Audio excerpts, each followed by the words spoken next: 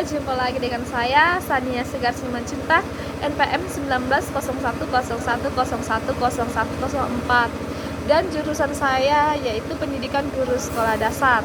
Saya kuliah di Universitas HKBP Nomensen Pematang Siantar, dan kali ini saya akan menjelaskan materi kuliah saya, yaitu mata pelajaran Pendidikan Bahasa Indonesia kelas tinggi, yang dimana materinya mengenai metode, media, dan pendekatan pada materi puisi. Oke, langsung saja kita mulai ya. Materi yang pertama yaitu metode apa sih yang kita gunakan untuk mengerjakan topik tersebut. Topik maksudnya situ puisi. Nah, pertama puisi. Puisi itu merupakan bentuk karya sastra yang mengungkapkan pikiran dan perasaan penyair secara imajinatif dan disusun dengan mengkonsentrasikan struktur fisik dan struktur batin. Nah, pembelajaran menulis puisi ini dengan metode picture and picture dengan media gambar, yakni metode pembelajaran yang mengajak siswa mengamati sekumpulan gambar. Misalnya ada gambar taman, gambar kupu-kupu, lingkungan sekolah, dan lain sebagainya. Jadi metode picture and picture adalah metode yang dilakukan dengan mengamati suatu gambar secara langsung. Nah, teknik pengamatan yang dilaksanakan di dalam kelas atau di lingkungan ini pada dasarnya siswa senang dengan sebuah media yang menarik oleh siswa tersebut. Nah, oleh karena itu siswa akan lebih peka atau lebih termotivasi untuk mengekspresikan sesuatu yang telah dilihatnya. Seperti itu ya. Lalu kita juga bisa memberikan anak tersebut dengan membantunya dengan memberikan rangsangan peristiwa ya. Yang pertama rangsangan peristiwa. Nah, ini berarti kita menggunakan objek tertentu untuk memunculkan kata demi kata dalam benak siswa. Nah, bentuknya itu dia disusun menjadi bait demi bait puisi ya. Jadi objek tersebut sangat dekat dengan kehidupan siswa. Lalu aspek yang penting adalah anak jadi peka akan realitas peristiwa yang dialami, mau menggambarkan dalam bentuk kata-kata.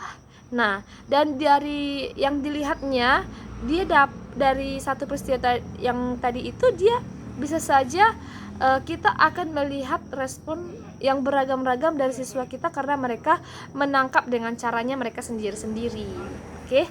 Lalu kita bisa memberikan yang kedua itu rangsangan gambar. Nah, teknik ini berarti guru menyajikan gambar-gambar untuk merangsang keluarnya ide puisi. Nah, gambar yang terbaik adalah yang mampu menggerakkan emosi dan perasaan seperti anak-anak yang kelaparan gambar ya, suasana yang perang atau bencana alam. Nah, seperti itu ya.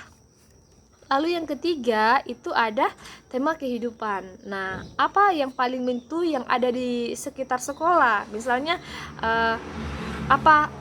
apakah sampah, rumahku banjir, petani gagal panen, marak pencurian. Nah, tema-tema itu perlu dikonkretkan terlebih dahulu oleh siswanya. Nah, apabila satu contoh tema-tema gagal panen, misalnya siswa harus benar-benar mendalami siapa sosok petani yang gagal panen yang akan dijadikannya model, di mana kejadiannya, apa harapannya, dan dengan demikian ide-ide akan lebih mudah muncul. Nah, seperti itu. Lalu yang berikutnya adalah rangsangan benda remeh. Nah, pada satu penyair namanya itu Joko Pinurba, ia menulis bahwa puisi itu berawal dari benda sekitar yang tergolong remeh ya. Dasarnya orang kreatif. Hal ini bagi banyak orang dianggap sepele dan akhirnya ini bisa menjadi karya yang sangat besar. Untuk menerapkan teknik ini kita perlu kejelian untuk menemukan benda yang pas untuk dijadikan inspirasi. Tidak semua benda remeh bisa digambarkan menjadi sangat luas. Misalnya itu kayak batu akik. Kalau dilihat itu kayak batu biasa, tapi kalau misalnya kita memilih batu yang lebih unik, lebih cantik, terus kita bentuk, kita buat ke dalam jadi cincin, itu merupakan suatu kesenian yang lebih menarik. Nah, seperti itulah gambarannya. Lalu yang berikutnya rangsangan ledek. Nah, siswa sebenarnya di sini akan meledek satu sama lain, tapi hanya bermaksud untuk candaan ya, hanya bergurau aja. Nah, tapi dalam hal ini kita sudah membuat syarat atau kesepakatan dulu, tidak boleh ada yang marah, tidak boleh ada yang jengkel, tidak boleh ada yang kesal dengan visi temannya karena motifnya hanya ingin bercanda. Nah, jadi kita harus membatasi juga penggunaan kata-kata, terutama larangan keras memilih kata-kata kotor yang jauh dari etika pembelajaran. Lalu yang B, media apa yang kamu gunakan untuk mengerjakan topik tersebut? Nah, media. Berbicara tentang media, apa sih media? Nah, media itu merupakan alat bantu dalam kegiatan belajar yang digunakan untuk menyampaikan pesan dan informasi.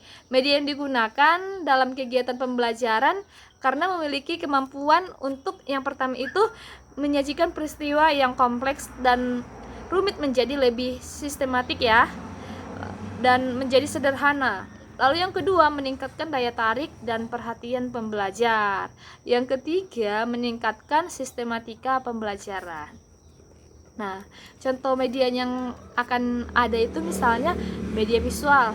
Media visual ini adalah media yang hanya dapat dilihat dengan menggunakan indera penglihatan. Jenis media inilah yang paling banyak digunakan oleh guru-guru untuk membantu menyampaikan isi dari materinya.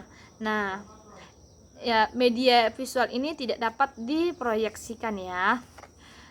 Contoh dari medianya itu tadi ya seperti gambar-gambar tadi. Nah, dari gambar tadi anak kita itu dapat imajinasi. Nah, dari gambar-gambar tadi itu sehingga anak itu memiliki daya penangkapan atau daya pikiran yang aku akan membuat seperti ini, medianya akan seperti ini aja, jadi aku bisa menyusun kata-kata menjadi seperti ini karena bentuknya terlihat seperti ini, jadi kata-katanya seperti ini. Nah, jadi seperti itu. Jadi anak tadi setiap anak itu memiliki cara tangkap, cara pandang, cara pencernaan apa yang dilihatnya itu berbeda-beda ya, karena pada dasarnya setiap anak, apalagi anak SD itu merupakan anak yang sifatnya unik. Lalu yang berikutnya kita akan membahas tentang pendekatan apa yang kita gunakan ya. Pendekatan pemecahan masalah atau problem solving. Nah, di sini siswa akan didorong untuk menggunakan pengetahuan serta keterampilan yang dimiliki untuk diterapkan pada pemecahan masalah yang jarang ditemui atau masih belum dikuasai. Pembelajaran dengan problem solving ini bertujuan agar siswa dapat menggunakan pikirannya seluas-luasnya. Dalam berpikir rasional, siswa dituntut menggunakan logika untuk menentukan sebab akibat, menganalisa, memprediksi, dan menarik kesimpulan dari apa yang dia lihat atau dia rasakan. Nah, seperti itu.